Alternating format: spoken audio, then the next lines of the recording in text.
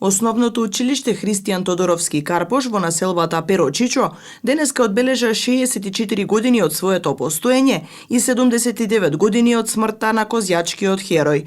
По повод патрониот празник во училиштето се одржаа низа активности.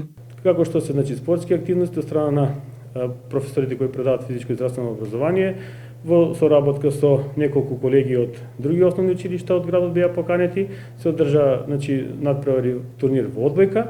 Нашите колеги по македонски јазик организира литературен конкурс награден и колегите по ликовно и здравствено образование организира ликовен конкурс на тема творење за Карпош. Инаку, минатата година го добивме проектот за реновирање и реконструкција на термоизолациона фасада на училиштето. Ова година очекуваме со имплементација, односно реализација на истата. Она што се работи во училиштето, моментално сме задоволни, започна второто полугодие.